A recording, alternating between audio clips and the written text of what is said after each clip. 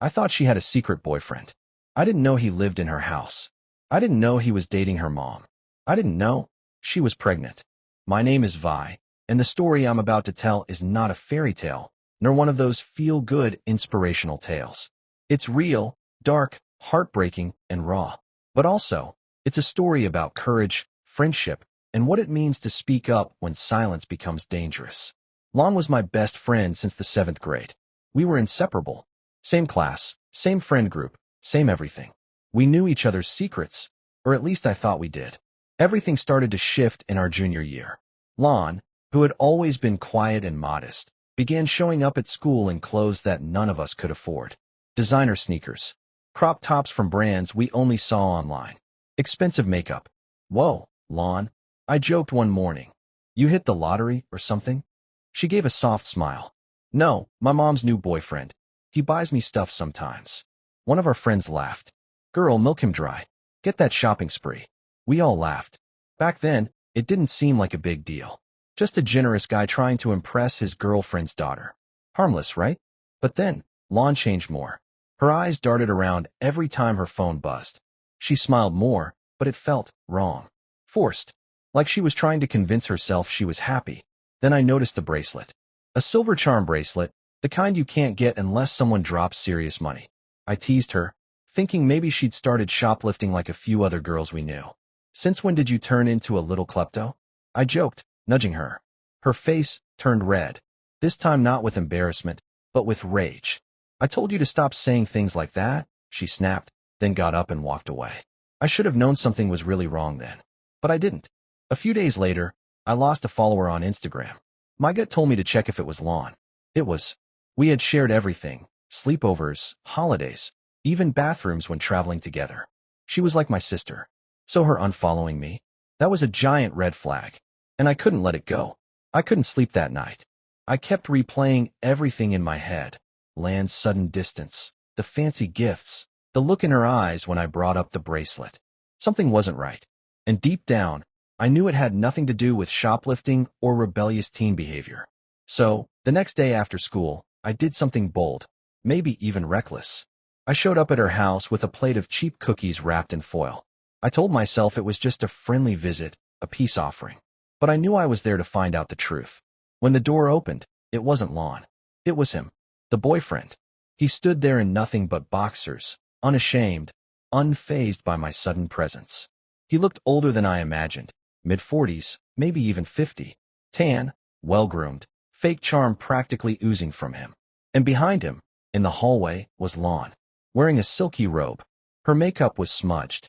Her eyes were red. And the moment she saw me, she ran, straight into the bathroom, slamming the door behind her. My heart sank. Hey, I said overly cheerful, trying to mask the dread crawling up my spine. Just wanted to drop these off for Lon. He took the cookies with a tight-lipped smile and nodded. I turned and practically sprinted back to my car. Once around the corner, I pulled over and tried to catch my breath. I couldn't pretend anymore. Lon was in trouble. But what the hell was I supposed to do? Call the police? What would I even say? That my friend was maybe, probably, being groomed by her mom's boyfriend? That I saw her in a robe and he answered the door half naked? I needed backup. So I called the one person who always knew what to do. Ma didn't laugh. She didn't ask for more proof. She didn't suggest we mind our own business like so many would. Instead, she said, we need to show Lon that this is wrong, that she's being manipulated. We'll do it carefully, thoughtfully, but we have to act. And with that, the plan began. Ma had always been the type of person you wanted on your side in a crisis. While I was panicking, she was planning. That same evening, we sat in her bedroom with notebooks, laptops, and cups of strong green tea between us. She had already thought 2 steps ahead. Next week, Ma said, I'm presenting in our life skills class. My topic's about internet safety, but I can shift it, focus on online grooming, manipulation tactics. If we present it right, it'll make Lon think. Not feel attacked. Just exposed to the truth. I nodded slowly. So what do I do until then? Win her back, Ma said. She's scared. She pushed you away because she knows you'll see through the lies. Just be there. Don't confront. Just be her safe place. So I did. The next day, I approached Lon at school like nothing had happened. My heart was pounding, but I forced a casual smile. To my surprise, she smiled back, tentative, uncertain, but genuine. And just like that, we were okay again. We sat together at lunch. We walked between classes. She even laughed at one of my stupid jokes. But I noticed the details now. The heavy concealer under her eyes, the tight grip she kept on her phone, the way her hand would flinch every time it buzzed. Then came Thursday. I stood at the front of the classroom with her usual calm confidence. Her slideshow started with cyberbullying and online scams, topics our class barely paid attention to. Then the next slide came up. Online grooming. How predators gain trust and control. Lon stiffened beside me. Mai's voice didn't waver. She explained how older individuals often used gifts, affection, and manipulation to isolate young people. How they used guilt to keep them quiet. How they twisted love into chains. I watched Lan's legs start to bounce rapidly. She bit her nails, her breathing getting shallow. By the time I reached the slide titled, "Signs You're Being Groomed," Lon whispered, "I need to go," and bolted from the room in tears. My chest ached, but I knew we had reached her. At lunch, my phone buzzed. "Lon, can you meet me in the bathroom?" I didn't hesitate. When I found her, she was curled up in a stall, her knees to her chest, sobbing silently. I slid in and sat beside her on the cold tile floor. "Vi," she choked out. "I'm pregnant." For a moment, all I could do was stare. Pregnant. The word rang in my ears like a scream in a silent room. I pulled back slightly to look at her face, searching for signs that she might be joking. But Lon wasn't smiling.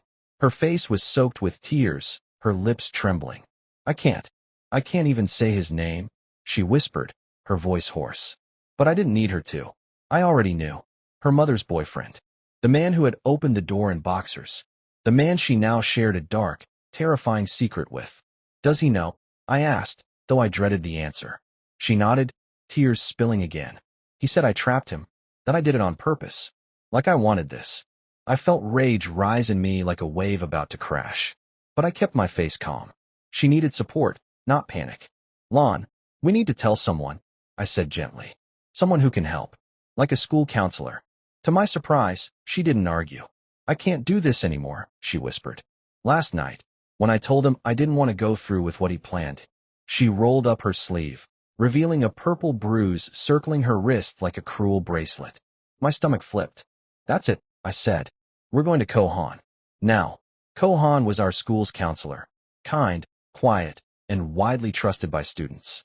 She had a calm presence and a soft voice, the kind that made you feel safe without her needing to say much.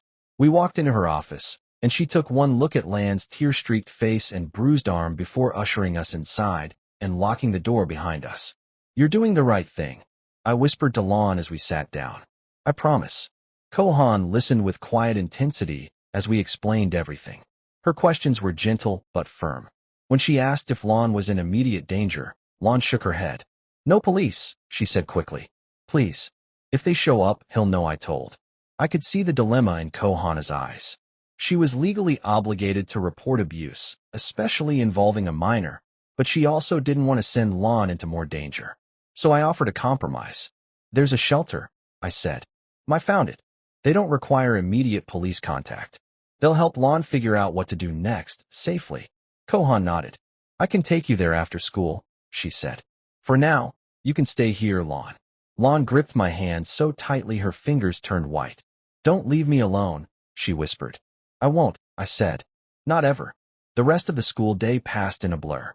Lon stayed in Kohana's office, curled up on the small couch, her hoodie drawn tightly around her face.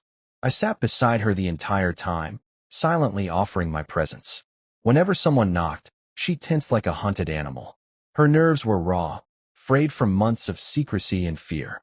Kohan brought us sandwiches from the cafeteria. Lon didn't eat. She just picked at the crust, her appetite completely gone. This wasn't the girl I used to share lunch with, the one who always stole my fries and teased me about being a picky eater. At one point, Lon whispered, "What if my mom reports me missing?" "The shelter knows how to handle it," I said. "They've done this before. You'll be protected." She nodded, but I could see the storm raging behind her eyes. She kept glancing at her phone. Each time it buzzed, she flinched. She didn't let me see the screen, but I didn't have to ask. "It's him," I said quietly. She nodded. "He thinks I'm in school like normal. If I don't answer soon." My blood turned to ice. Then let's leave now, I said. We don't need to wait. I texted Mai, and within minutes she was waiting by the staff parking lot, next to Kohana's car. As we walked through the halls, Lon suddenly stopped. My necklace, she said, touching her bare neck. The locket. It's in my locker. Lon, we need to go. I need it, she said, eyes wide, almost pleading.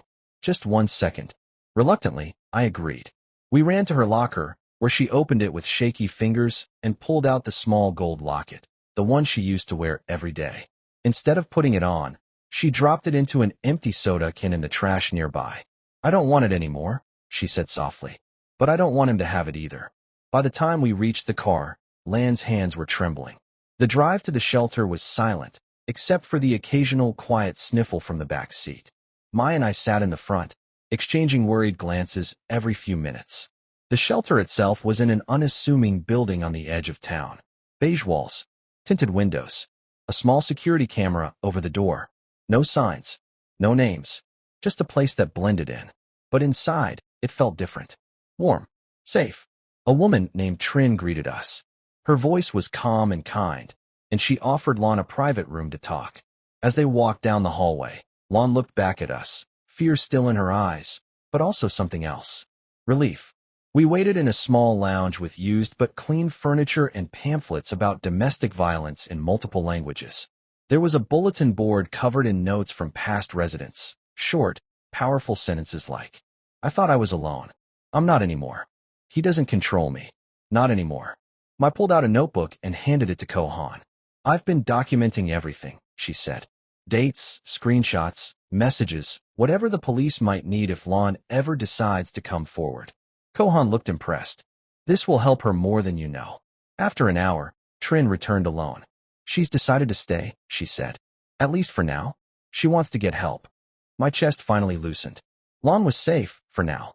We weren't allowed to visit Lon for the first 72 hours. High-risk protocol, Trin explained.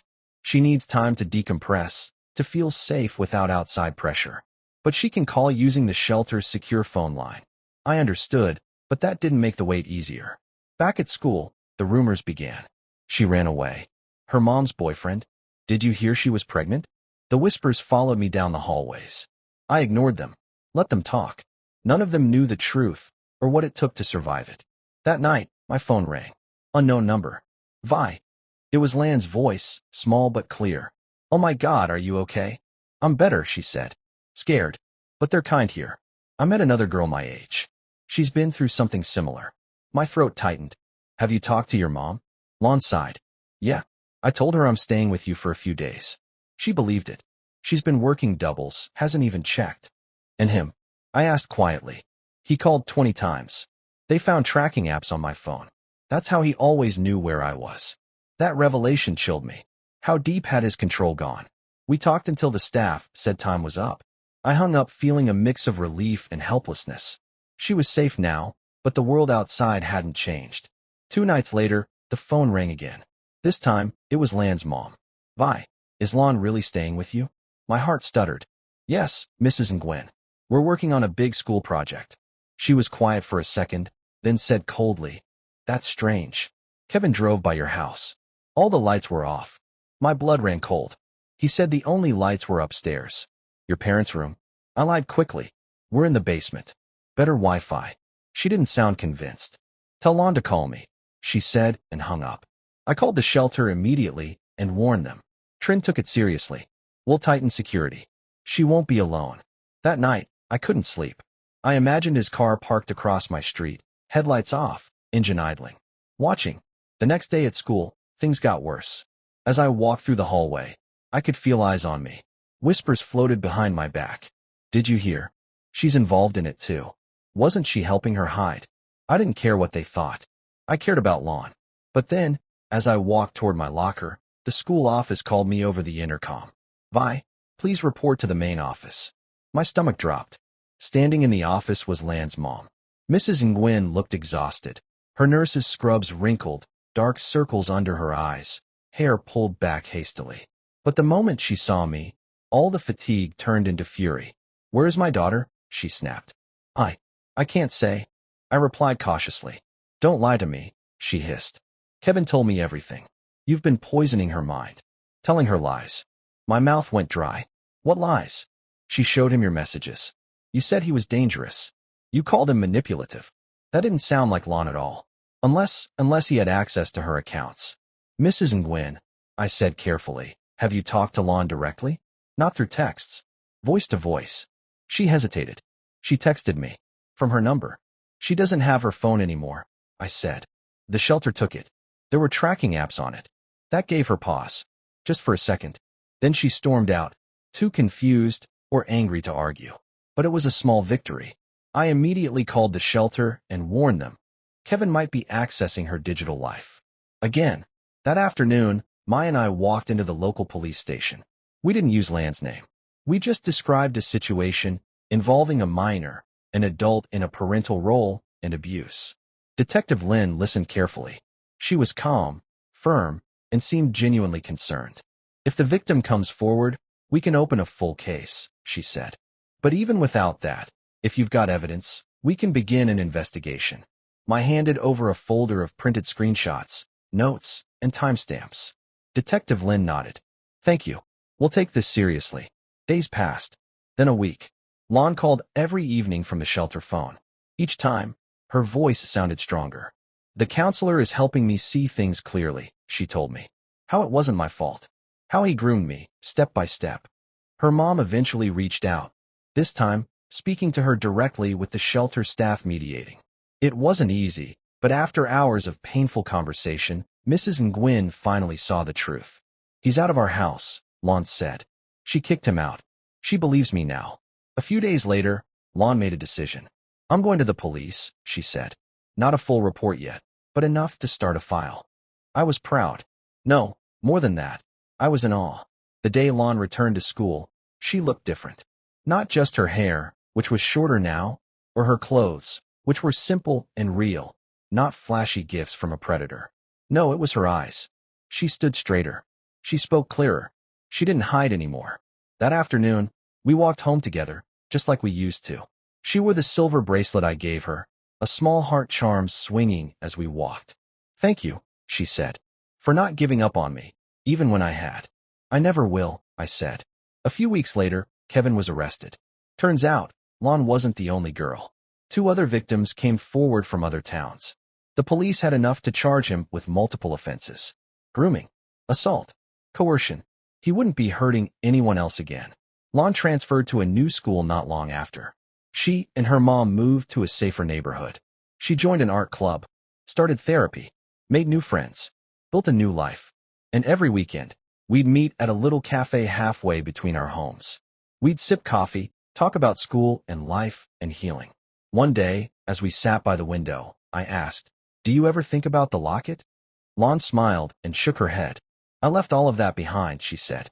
She touched her bracelet. "This is the only thing I kept, because it reminds me who I really am, and who helped me remember." I got one last text from her the night before her birthday. "Thank you for loving me when I didn't know how to love myself. You helped me survive. I love you both. Always." I stared at it, tears in my eyes, then typed back 2 simple words. Always here. And I meant it. Because when darkness tries to bury someone you love, you don't walk away. You bring the light.